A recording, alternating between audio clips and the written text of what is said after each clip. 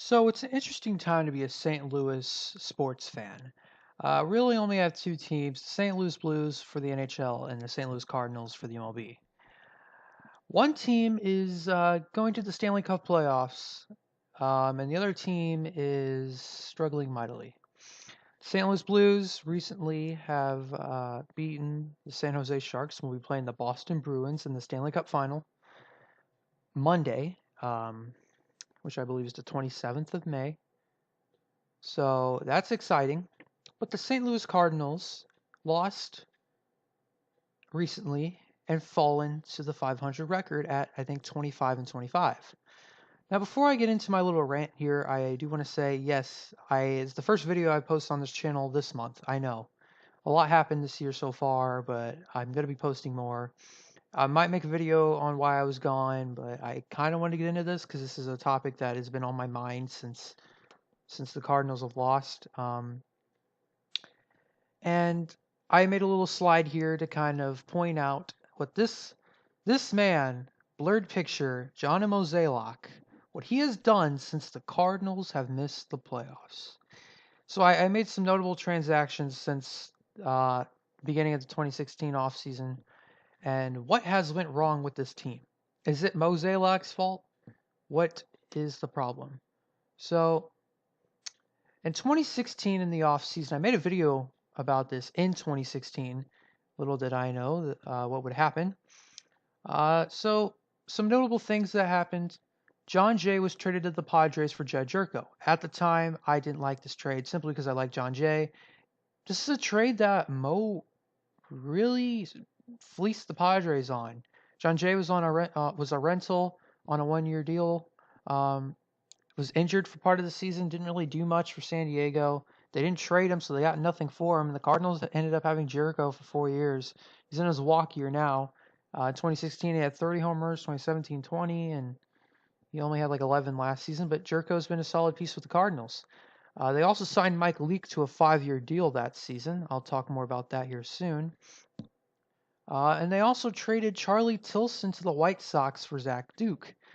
This trade, I'm going to talk about it. Duke was good for the second half of 2016, but Tilson hasn't really become anything for the White Sox, so I'd say the Cardinals won that trade. So those three moves that he made that season weren't bad. Sorry, I didn't mean to go there yet. But then we go to 2017, and the Cardinals signed Dexter Fowler to a 5-year deal. I didn't mind this at the time. I was actually excited. They also signed Brett Cecil to a 4-year deal. I was on the fence with that one. And then they also traded Marco Gonzalez for Tyler O'Neill at the deadline. So my thoughts on these at the time were mostly positive. The Fowler signing, to look at it to date, he had a decent 2017, horrendous 2018. I think he batted like 179 or something like that. And then he's having a better start to 2019. Recently just got moved back up to the leadoff spot. So the Dexter Fowler deal, for the most part, is, I don't know, it's been 50-50 so far. He had a horrible 2018 and people wanted him gone. Brett Cecil, the deal has been absolutely awful. The guy can't stay healthy and he just hasn't been good. And so I think out of all the moves I've shown so far, that's the first horrible move by John Mozeliak. And then they traded Marco Gonzalez for Tyler O'Neill at the deadline.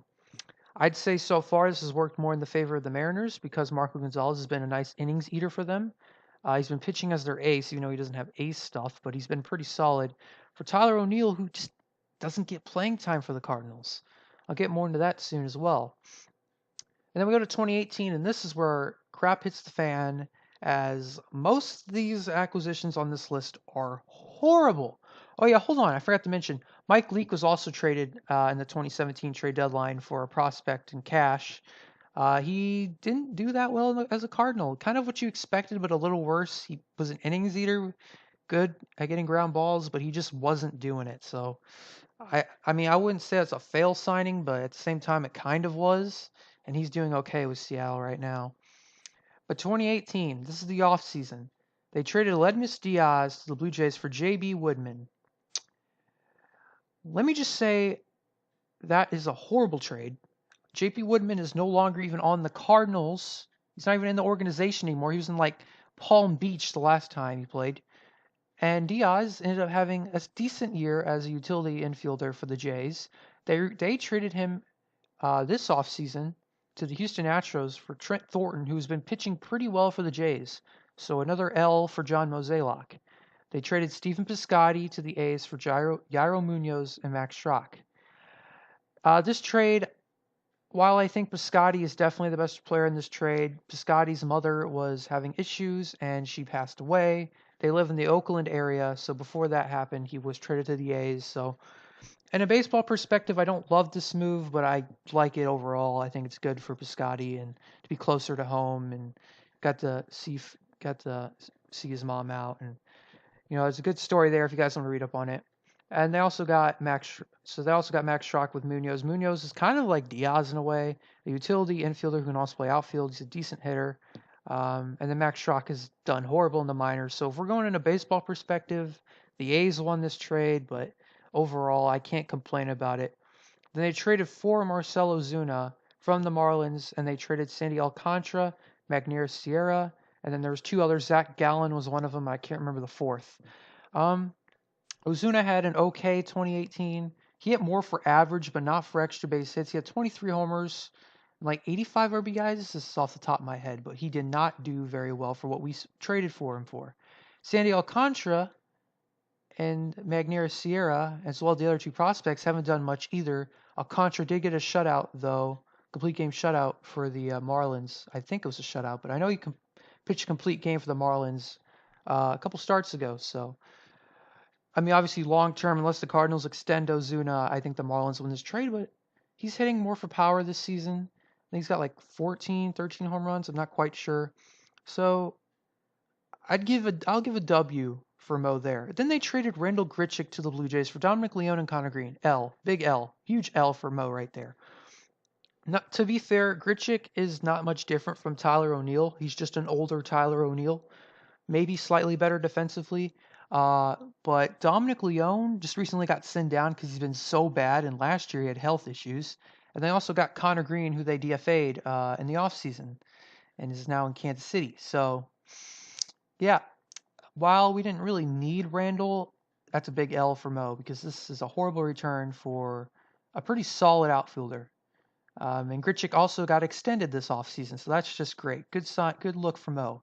Then they signed Luke Gregerson to a 2-year deal. Gregerson had health issues in 2018 and 19. Like pitched like 17 innings last year, was not good when he pitched, and pitched like 5 in 2019 and got DFA'd. So, and then he signed Greg Holland in 2018 to a 1-year deal. He got DFA'd mid-season. So it's kind of interesting to see in these last 3 acquisitions, 3 people were DFA'd, and then the first one, J.B. Woodman, I believe, was released. So good look for Mo in the 2018 trades.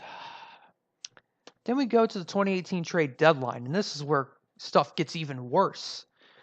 There's an okay trade to start it off. He traded Tui Vailala to Seattle for Seth Elledge. If you notice here, they really like trading with Seattle, especially for prospects.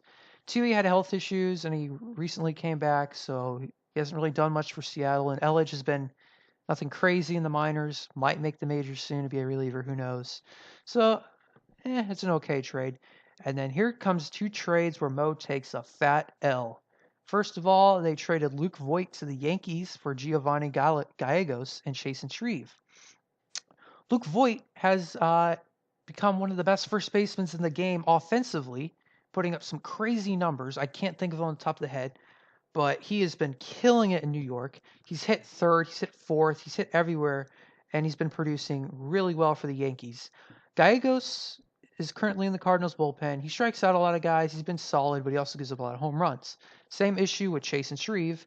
Lefty out of the pen, gave up a ton of home runs, struck out a decent amount of guys, but the Cardinals DFA'd him, but he cleared and is in AAA. So while Voigt is cranking in New York, Gallegos is being an average reliever in the pen, and Shreve is in the minor leagues. That's just great. And then they traded Tommy Pham to the Rays for Justin Williams and Genesis Cabrera. Now, there was a third prospect. I can't remember who it was. Now, I'll give Mozeliak this. I wouldn't have expected Voigt to go off, and Tommy Pham I didn't think we needed at the time because he was having a little bit of a down season.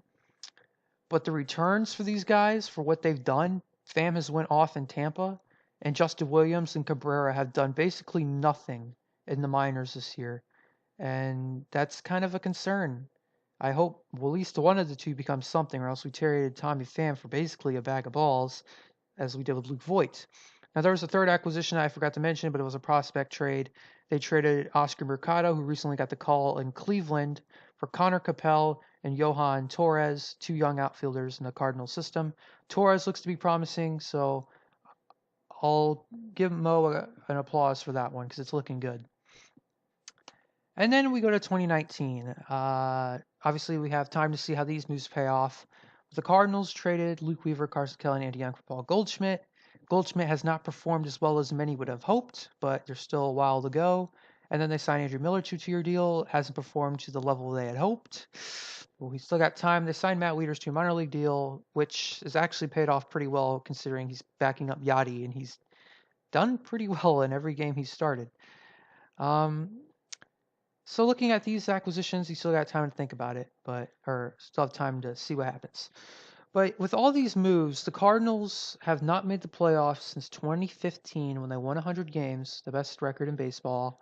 And Mozeliak has made a lot of horrible moves. And of all the moves I've showed you, none of them have really paid off that much. And I think the best one he's made has been the Jed Jerko one.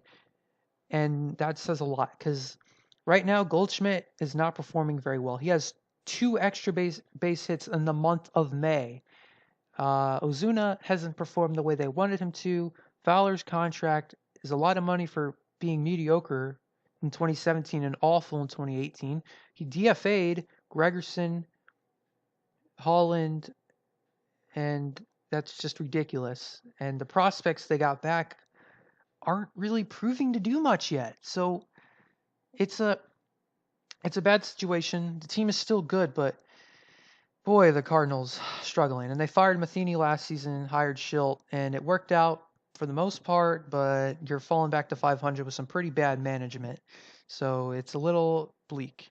And now we're going to talk to the point where if the Cardinals are struggling by July, they need to tear it down to an extent. I'm not saying clean house, trade every single guy, but let the young guys play. There's 7 guys right here. I have it under other options. Guys have been in the minor leagues who don't get the playing time that they deserve because they are blocked by a veteran that I think would do better than that veteran. Now, pitching wise, Reyes was in the major league roster but struggled. They sent him down and he ended up getting himself hurt and he's pitching again in the minors. Hopefully he'll make the majors soon as a reliever. Gomber and Ponce de Leon have been okay in the minors. Ponce de Leon's actually been better, but with the rotation problems, with Hudson struggling, Waka just got moved to the bullpen, and no one in our rotation is doing well. So, wouldn't mind seeing them. Tyler O'Neill's in the minors because he can't play; he's blocked. Lane Thomas is actually on the major league roster right now. I should have put Helsley instead of Thomas because Thomas is on the 25 man, but I will add Helsley there too, though. He can start, he can relieve. I wish he was in the bullpen. As for Thomas, who is on the roster now, another guy who people compare to Harrison Bader, he deserves more playing time. Kisner will be ready by time Yachty's done. And Tommy Edmonds, the guy who's doing very well in the minor leagues, switch hitter who's hitting over 300. And I really want to see him, but the Cardinals aren't giving the young guys chances. I was thinking about it, and if the Cardinals are still struggling by July, they need to tear some of these contracts out. Get rid of Marcell Ozuna. He's in his walk year, and it will give room for one of O'Neill or Thomas, or even Adolis Garcia. Trade Carpenter. I know you just extended him, but it has not worked out very well, and it can give a guy like Edmonds some playing time. If you can, try to get rid of Fowler. It would be great to give the young outfielders time to play. And Michael Wacha, who's on his walk year. Jed Jerko is who's on his walk year. The Cardinals need to make moves and let the young guys play. I think they're better off trying to test out these young guys, even though I will say this, the trades that he has made for prospects have not worked out. So I don't want to sound like a hypocrite here and say trade major leaguers for minor leaguers because he's done that and it has not worked out very well. So I'm going to give Mo some slack here, but it's time for him to go. Changes need to be made. The Cardinals are struggling mightily right now, and I wanted to give my little rants on not necessarily Mozeliak, but his trade and signing track record in the past 4 years has not been very good. So, anyways, I hope you guys enjoyed. If you're Cardinal fans, let's go Blues, let's go Cards, and I will see you all in the next video when I